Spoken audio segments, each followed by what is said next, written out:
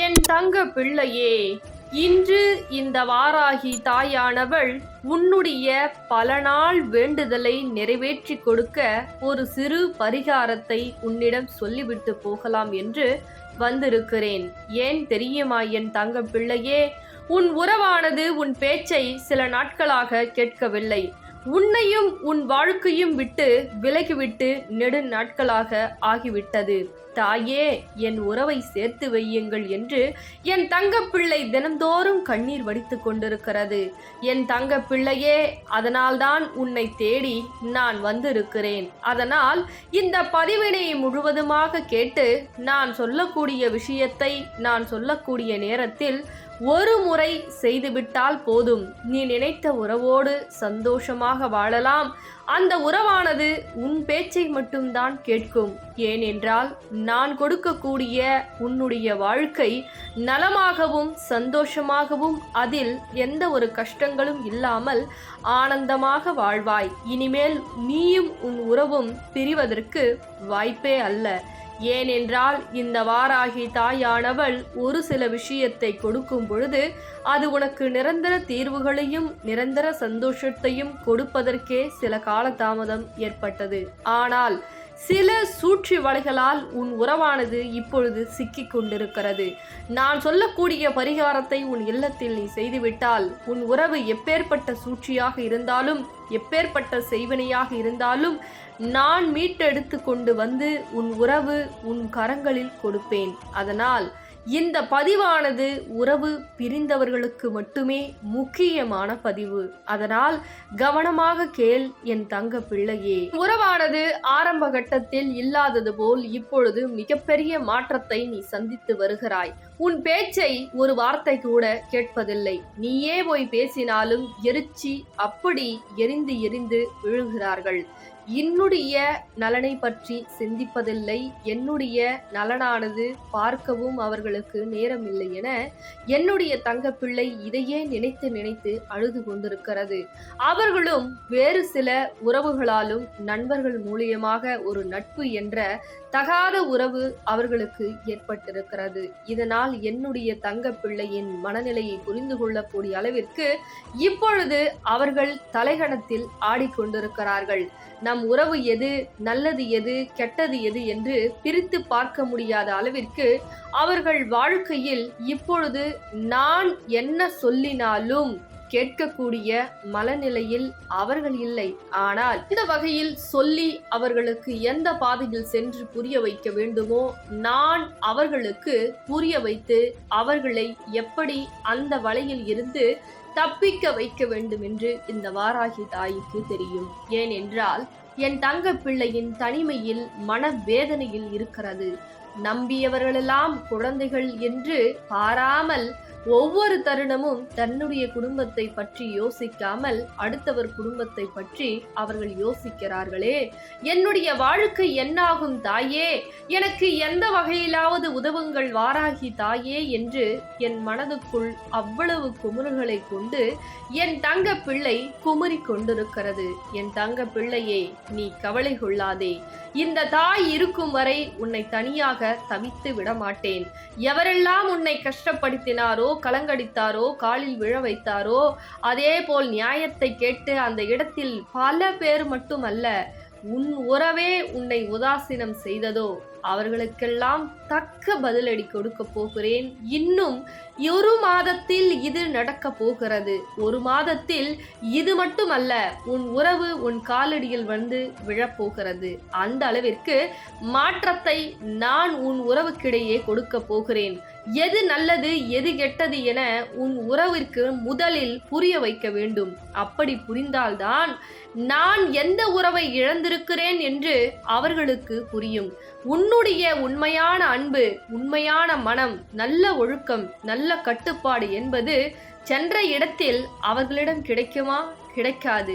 ஏனென்றால் என் தங்க பிள்ளைக்கு நான் எப்படி உதவ போகிறேன் என்றால் எவ்வளவு இழந்ததோ அவ்வளவு அள்ளி அள்ளி கொடுக்க போகிறேன். அதை பார்த்து உன்னை கஷ்டப்படுத்தியவர்கள், கலங்கடித்தவர்கள், உன்னை வேதனைப்படுத்தியவர்கள் அனைவருமே உன் காலடியில் விழ வைப்பேன். அனைவரும் போற்றும் விதமாக உன் உறவோடு சேர்த்து வைப்பேன். இது இந்த வாராகி தாயின் சத்திய வாக்கு.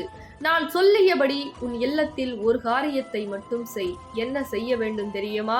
இந்த பதிவினை கேட்கும் பொழுது கவனமாக கண்களை மூடி கேட்டால் போதும். அதே போல் நான் சொல்லக்கூடிய விஷயத்தை பௌர்ணமி நாட்களில், பஞ்சமி நாட்களில், அதே போல் வெள்ளிக்கிழமை, இதில் எந்த ஒரு நாளையாவது தேர்ந்தெடுத்து கொண்டு கண்டிப்பாக நான் சொல்லக்கூடிய ஆடையை அணிந்துதான் இந்த பூஜையை செய்ய வேண்டும். சிகப்பு நிற ஆடையை அணிவித்துக்கொள். பெண்களாக இருந்தால் சிவப்பு நிற ஆடையை அணிந்து கொள்ளுங்கள். ஆண்களாக இருந்தால் சிவப்பு வேஷ்டியை கட்டிக்கொள்ளுங்கள். என் தங்க பிள்ளையே, இந்த நேரமானது கவனமாக கேட்கக்கூடிய நேரம். கவனமாக கேள். ஏனென்றால் ஒரு விஷயத்தை கூட நாம் தவறவிடக்கூடாது வாழ்க்கையில்.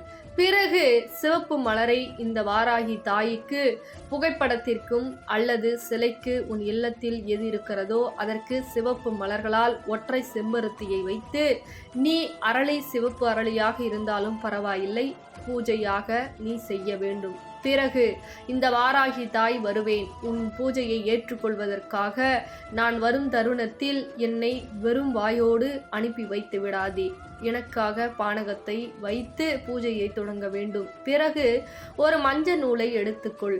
மஞ்சள் நூல் இல்லை என்றால் பூக்கட்டும் நூலை முழுவதுமாக மஞ்சள் நிரப்பி அதில் மஞ்சள் கொம்பை 3 முடிச்சு போட்டு நடுவில் கையில் கட்டுவது போல் நீ அதற்குண்டான அளவை எடுத்துக்கொண்டு முதலில் நீ பூஜை செய்யும் தருணத்திலே கட்டிவிட்டு பிறகு பூஜை செய்வதற்கு முன்னால் யார் உன்னை தேடி வர வேண்டும் பெயரை 9 முறை சொல்லிய பிறகு உன்னுடைய வலது கையில் மஞ்சள் கொம்பு கயிறை எடுத்து பிறகு கட்டி 3 முடி போடும் பொழுது வாராகி தாயே உறவை பெயரை சொல்லி, வாராகி தாயே இந்த நபர் என்னை தேடி வர வேண்டும் என்று முதல் முடியை போட வேண்டும்.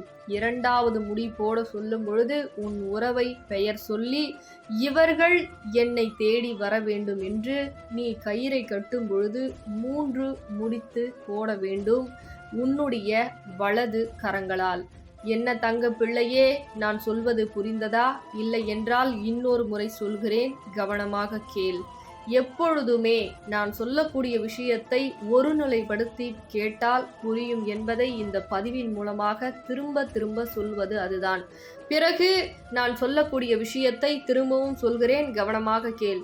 மஞ்சள் கொம்பை கட்டி கயிறில் கட்டி 3 முடிகளை போட வேண்டும். 3 முடிகளை போடும் பொழுதும் இந்த உறவு என் பெயரை சொல்லி தேடி வர வேண்டும், தேடி வர வேண்டும், தேடி வர வேண்டும் என்று ஒவ்வொரு முடிகளை போடும் பொழுதும் நீ அவர்கள் பெயரை சொல்லி தேடி வர வேண்டும் என்று சொல்ல வேண்டும். சொல்லிய பிறகு கட்டிய கயிறு அந்த கரங்களால் எனக்கு தூபஹாரத்தையும் கற்பூர ஆரத்தையும் நீ எடுக்க வேண்டும்.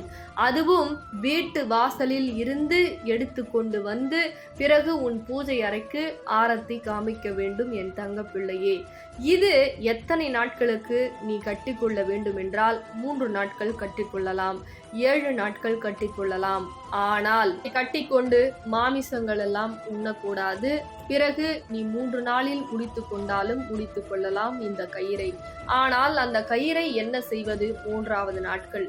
இதை நீ கவனத்தில் வைத்துக் கொள்ள வேண்டும். பத்திரமாக இந்த கயிறை உன் பூஜை அறையில் என் பக்கத்தில் வைத்தாலும் சரி அல்லது பத்திரமான இடத்தில் வைக்க வேண்டும். உன் உறவு வந்தவுடன் கண்டிப்பாக இந்த கொம்பு கயிறை நீ கங்கையில் போட்டு விட வேண்டும். உன் உறவு கையாலும் சரி அல்லது உன் உறவு கையாலும் அல்லது உன் கையாலும் சரி. இந்த விஷயத்தை நீ சரியாக செய்ய வேண்டும். நிச்சயமாக கண்டிப்பாக உன் உறவு வரை அதை பத்திரமாக பாதுகாக்க வேண்டும். இதை பாதுகாத்து வழிபட்டு வந்தால் நிச்சயமாக 1 மாதத்தில் உன் உறவுக்கிடையே மாற்றம் ஏற்படும். உன் உறவு உன்னை தேடி ஓடோடி வரும். கண்டிப்பாக என் தங்க பிள்ளையே, வரும் என்றால் இந்த தாய் வாக்கு கொடுத்து விட்டேன் என்றால் நான் மாற மாட்டேன். ஆனால் நான் சொல்லியபடி நீ செய்ய வேண்டும். ஆனால் ஒரே ஒரு நிபந்தனை, அழுது கொண்டு இந்த விஷயத்தை நீ செய்யக்கூடாது.